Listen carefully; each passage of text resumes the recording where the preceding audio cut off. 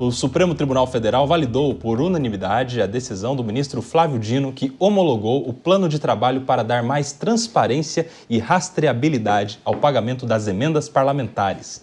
Em julgamento no plenário virtual, os ministros acompanharam o entendimento do relator. Dino homologou a proposta na quarta-feira, dia 26, mas a decisão ainda precisava ser referendada pela Corte, o que aconteceu na sexta-feira, quando alcançaram maioria.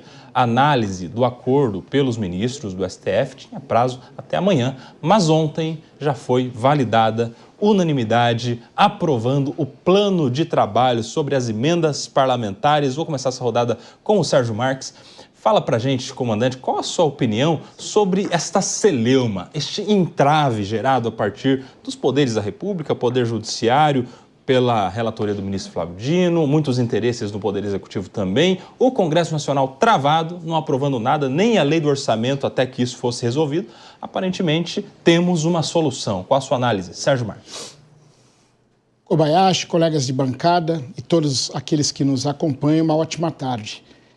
Bom, já era mais que previsto que o STF liberaria o dinheiro para o Congresso Nacional. Agora, a questão mais importante para nós avaliarmos é a transparência dessas emendas, para onde, qual local elas se dirigem, qual a finalidade. O mais importante é a transparência, mais importante ainda do que a própria emenda. Por quê? Caso contrário, esse dinheiro público, né, esse dinheiro que é pago com sacrifício de cada contribuinte, acaba se perdendo e literalmente saindo pelo ladrão. Agora, vamos ver se, de fato, o STF enfrentará o Congresso nesse aspecto, transparência, para qual local o dinheiro é destinado e qual a finalidade exclusivamente pública. Assim deve ser. Rodolfo Maria, você sabe que quando eu ouço alguém falando, como o Sérgio Marques, como tantas outras pessoas falam sobre o dinheiro do contribuinte, dá a impressão que somos todos aqui voluntários pagadores de impostos, assim, com uma alegria, a gente paga aquele boleto. Né? O Mano Ferreira, nosso colega do Morning Show aqui, ele faz sempre essa crítica, né? De que contribuinte que nada. Eu sou pagador de imposto e contrariado, inclusive. E aí esse imposto que a gente paga, contrariado, inclusive, vai justamente para boa parte para essas emendas. Passamos os 50 bilhões nos últimos anos agora e, claro, isso interessa muito aos nossos parlamentares. Rodolfo Maris. Claro que sim, Nelson. O nome da emenda é emenda parlamentar, ou seja, é constitucional.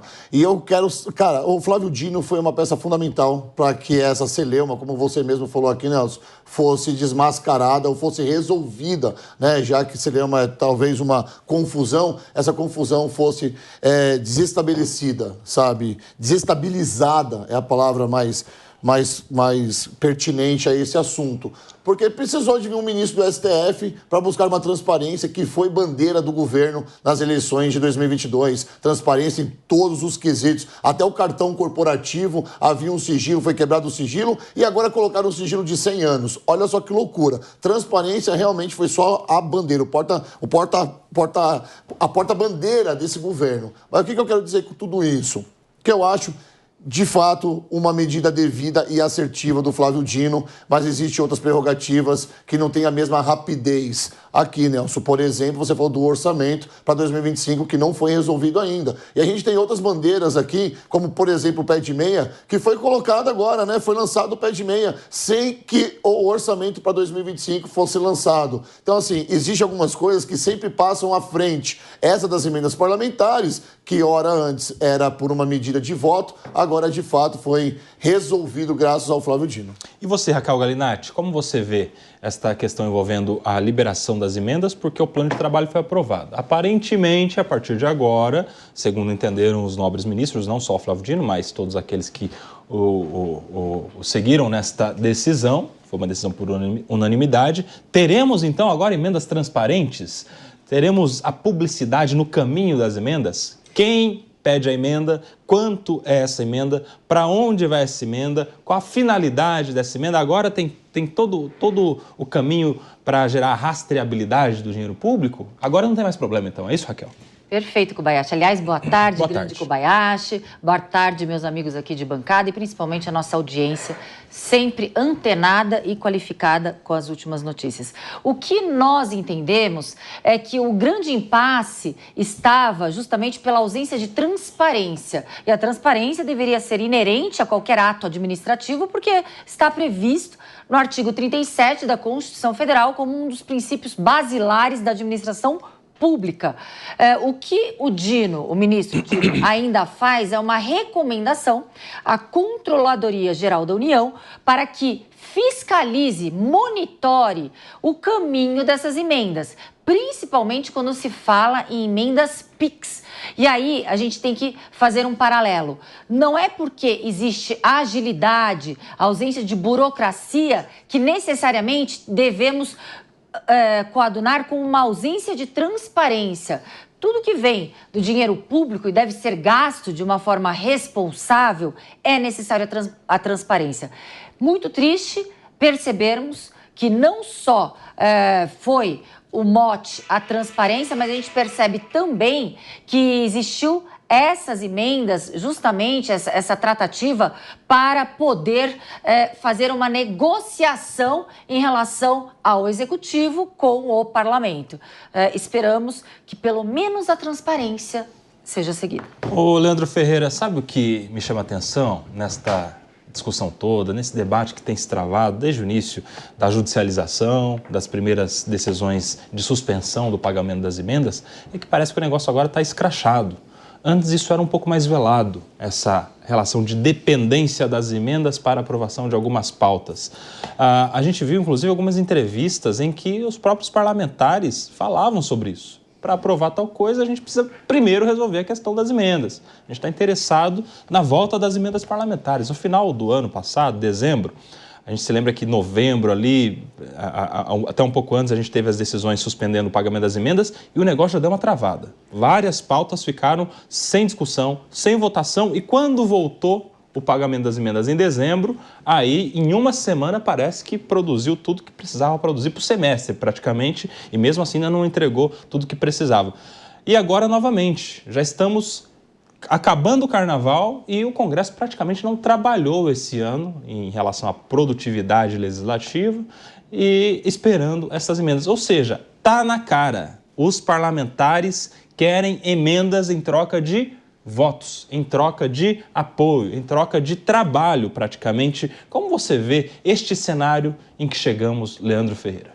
Boa tarde, Koba. Boa tarde, audiência da Jovem Pan. Sabe, Koba, que esse fim de semana eu passei uns dias em Itu e fui recepcionado lá num espaço cultural Arte e Tablado por um senhor chamado Mirabor, que gosta muito do Linha de Frente, acompanha a gente aqui todos os dias. Então eu queria deixar um abraço aí para o pessoal de Itu e para o Mirabor em especial. Né? A gente está aqui nessa terça-feira de carnaval, né? E por mais que a gente aqui muitas vezes faça questão de respeitar o STF, de respeitar os ministros, né? Uma decisão desse tipo numa sexta-feira, véspera de carnaval, é a típica situação que, coincidentemente ou não, acaba gerando uma falta de legitimidade dessas decisões. Né? Parece que foi tomada aquela decisão para que o pessoal esteja distraído e não acompanhe, né, os rumos daquilo que foi de fato decidido.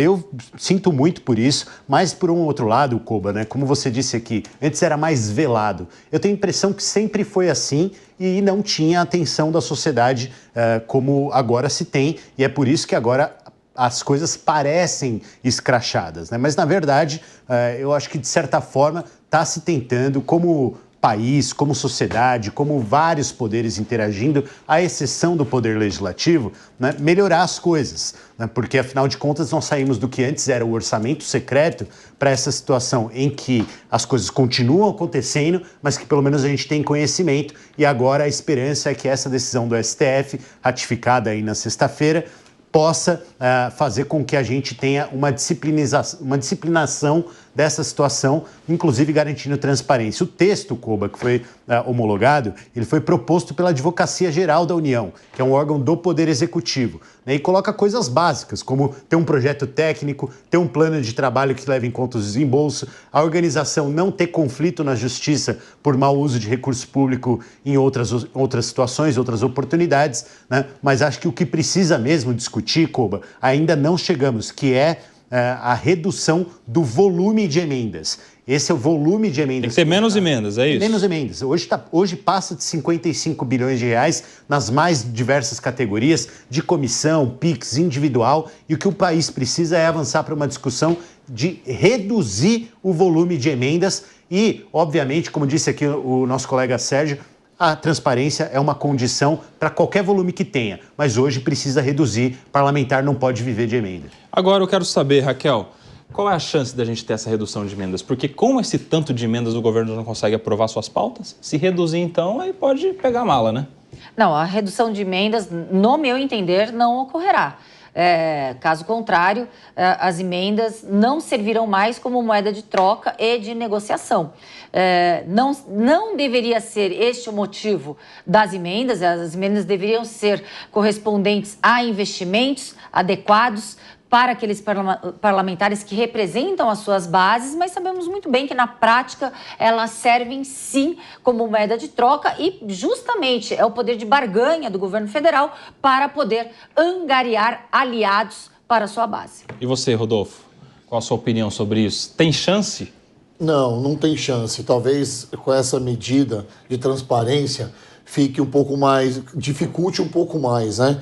Essa negociata realmente acontece lá no parlamento com as emendas parlamentares. Mas as emendas existem há muito tempo, cara. E cada ano surgiu uma emenda. Por exemplo, eu busquei aqui que em 2016 surgiu um outro tipo de emenda. E aí em 2014 já tinha mais 3 tipos de emenda. 2012 mais 8 tipos de emenda. O que o nosso amigo Teodoro falou aqui, Teodoro, faz todo sentido. Talvez é diminuir um pouco esse tipo de emenda. Emenda PIX, emenda transicional, emenda disso, emenda daquilo. As pessoas talvez nem sabem para que servem tantas emendas. E eu quero discordar um pouco de você, Nelson, quando você coloca que essas emendas, elas servem para angariar votos aqui, tá?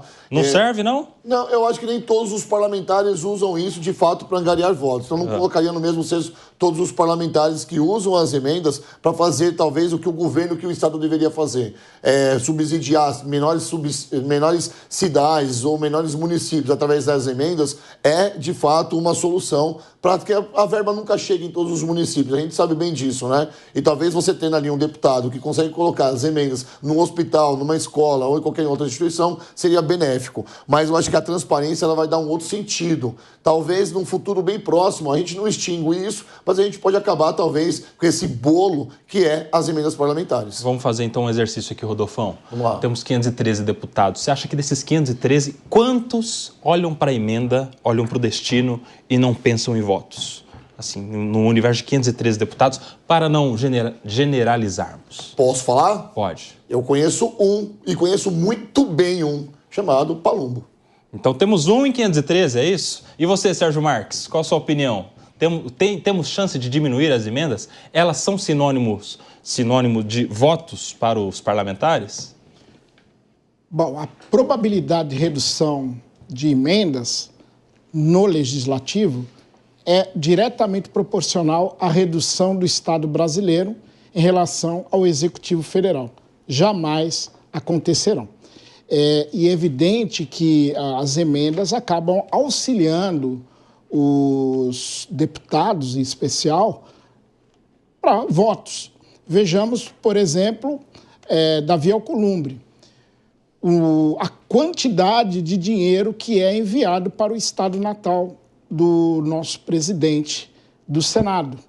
Então, muito maior do que proporcionalmente a população. O estado tem em torno de 800 mil habitantes, o estado do Amapá, comparativamente ao estado de São Paulo. Então, é uma máquina de fazer votos, sem dúvida nenhuma, as emendas, só que as emendas são constitucionais. Precisam de transparência. preciso de transparência. O próprio artigo 5º, a doutora falou aqui a respeito, nem precisaria, porque já a própria lei magna já traz no seu bojo que a publicidade é um dos princípios que norteiam a administração pública. Fala, Rodolfo. Só dar um nome completo aqui, Mário Palumbo. Eu falei Palumbo, eu vou corrigir, Mário Palumbo. Mas é claro, Nelson, que nem todos os 513 ali têm a mesma cabeça. Tendo em vista que ele acabou de citar o Alcolumbre aqui, eu não sei da história e nem sei das emendas que são levadas ao seu estado natal. Mas cada parlamentar vai puxar a sardinha para o estado que está defendendo.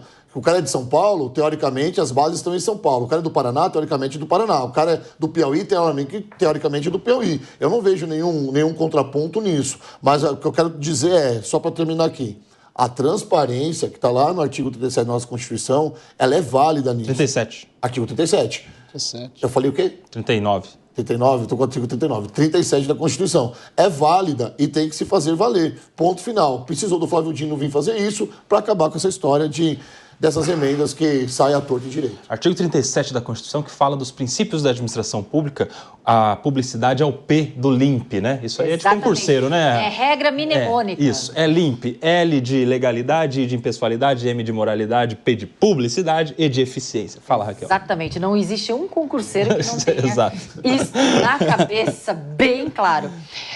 Primeiro, a gente tem que separar a transparência necessária para que a gente tenha uma boa gestão do dinheiro público. Primeiro. Agora, eu afirmo, contrariando o Rodolfo, que todos os parlamentares do Brasil buscam votos e através das emendas. Mas não necessariamente a gente tem que demonizar essa busca por votos e esse repasse de emendas como algo nefasto ou negativo. O parlamentar sério, como ele acabou de dizer, o Mário Palumbo, meu colega, delegado de polícia, deputado federal, ele aplica as emendas quando necessário naquela base de votos que ele prometeu representar. Então é necessário que tenhamos esse repasse de emendas para que aquele parlamentar possa melhor representar a parcela da população que o elegeu para representar. Caso contrário, esse parlamentar será um parlamentar sem instrumentos de uma melhor entrega de política pública. Então, a emenda e a busca por votos é necessário. Caso contrário, aquele parlamentar não estaria lá representando os interesses legítimos. É isso que temos que separar. Buscar votos e aplicar emendas é legítimo. O que não é, o que é espúrio, nefasto e o que deturpa qualquer limite de moralidade são os desvios e a ausência de transparência. Olha só essa notícia.